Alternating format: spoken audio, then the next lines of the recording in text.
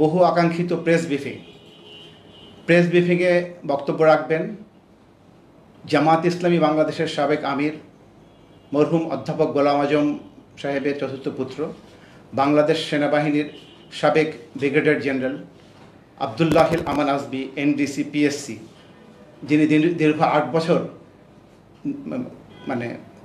গুমের শিকার ছিলেন, দ্বিতীয় স্বাধীনতার পর যিনি মুক্তিপ্রাপ্ত হয়েছেন, এখন বক্তব্য রাখছেন সাবেক ব্রিগেডিয়ার জেনারেল আবদুল্লাহিল আমান আজমি, এনডিসি পিএসসি।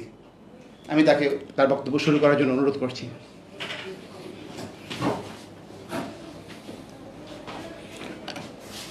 বিসমিল্লাহির রহমানির রহিম। আলহামদুলিল্লাহি রাব্বিল আলামিন, আসসালাতু ওয়াসসালামু আলা রাসূলিহিল কারীম। গণমাধ্যমে সম্মানিত ভাই বোনেরা এবং প্রিয় দেশবাসী, আসসালামু আলাইকুম ওয়া রাহমাতুল্লাহি ওয়া বারাকাতুহু। আমি আপনাদের সকলের কাছে প্রথমে ক্ষমা প্রার্থনা করছি। আমি প্রায় 25 দিন হলো মুক্তি পেয়েছি, কিন্তু আমার শারীরিক এবং মানসিক অবস্থার কারণে আমি এখনও চিকিৎসাধীন আছি। আমি এই বিলম্বের কারণে আপনারা অনেক প্রতীক্ষা করছেন, অনেক দিন থেকে অপেক্ষা করছেন। আমি জানি আমি আপনাদের কাছে আগে আসতে না পারায়, আগে আপনার সাথে কথা বলতে না পারায় আমি আমার ক্ষমা প্রার্থনা করছি। আপনারা আমাকে ক্ষমা করবেন। আমার আন্তরিক ইচ্ছা থাকা সত্ত্বেও আমি কথা বলতে পারিনি। এখনও আমার শারীরিকভাবে সম্পূর্ণ সুস্থ নয়, আমি চিকিৎসাধীন রয়েছি। তো আমি আমার সাধ্য চেষ্টা করব আপনাদের সাথে আমার কথা তুলে ধরার। আমার বক্তব্যের শুরুতেই আমি এই দ্বিতীয় মুক্তিযুদ্ধের বীর শহীদদের প্রতি আমার সশ্রদ্ধ সালাম জানিয়ে আমার বক্তব্য শুরু করছি এবং স্বাধীনতায় শহীদদের আত্মার মাগফিরাত কামনা করছি। শোক সন্তপ্ত পরিবারের সদস্যদের প্রতি গভীর সমবেদনা প্রকাশ করছি এবং সরকারের কাছে আহ্বান জানাচ্ছি পরিবারদের যথাযথ ক্ষতিপূরণ প্রদানের জন্য। সেই সাথে আমি গভীর শ্রদ্ধার সাথে স্মরণ করছি আমাদের প্রথম মুক্তিযুদ্ধের শহীদ এবং বীর মুক্তিযোদ্ধাদের। এরপরে আমি আহত বীর মুক্তিযোদ্ধা যারা দ্বিতীয় মুক্তিযুদ্ধের মাধ্যমে দেশকে বিজয় এনেছেন তাদের প্রতি অভিনন্দন জানাচ্ছি। তাদের সুচিকিৎসার জন্য সরকারের কাছে আমি আহ্বান জানাচ্ছি। তাদের ক্ষতিপূরণের জন্য যা ব্যবস্থা করা দরকার সরকার প্রয়োজনীয় ব্যবস্থা দেবেন বলে আমি আশা করি। বৈষম্য বিরোধী ছাত্র আন্দোলনের বীর শিরোনামী সহ ছাত্র জনতার এই গণবিপ্লবের মাধ্যমে অর্জিত দ্বিতীয় স্বাধীনতার স্থপতিদের প্রতি আমার প্রাণ ঢালা অভিনন্দন। আপনাদের প্রতি আমার পরিবারের পক্ষ থেকে কৃতজ্ঞতা।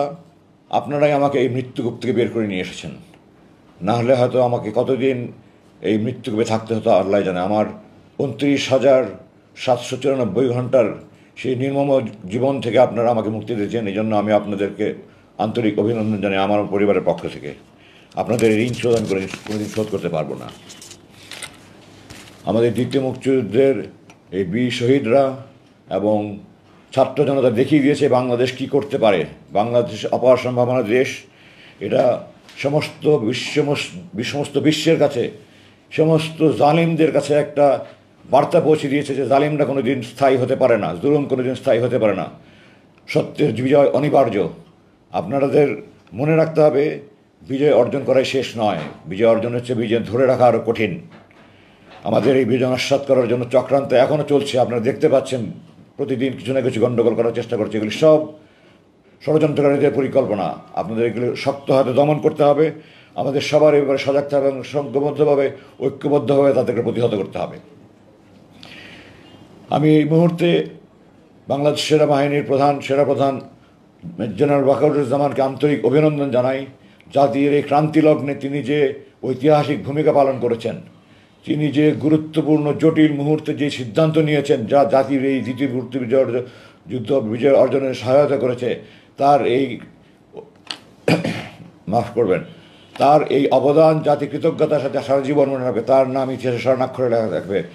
Congratulations general Wakeruzzaman, I am proud of you. তুমি আমার ছাত্র ছিলে, I am proud of you.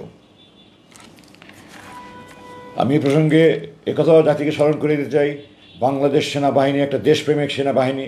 কিছু অসাধু অফিসার হয়তো কোনো অপকর্ম করে থাকতে পারবে, কিন্তু আপনারা মনে রাখবেন এই সেনাবাহিনী এই দেশের স্বাধীনতা অর্জনের গুরুত্বপূর্ণ ভূমিকা রেখেছে। এই দেশের সেনাবাহিনী, এই দেশের জনগণের সেনাবাহিনী এই দেশের ঐক্যের প্রতীক, স্বাধীনতার প্রতীক। এই সেনাবাহিনী এই দেশের জনগণের সেনাবাহিনী। সেনাবাহিনী সবসময় আপনাদের পাশে ছিল, থেকেছে, থাকবে ইনশাআল্লাহ, এবং আপনারা তার প্রমাণ পেয়েছেন। আমি সেনাবাহিনীর সদস্যদেরকে এই সাথে অভিনন্দন জানাচ্ছি।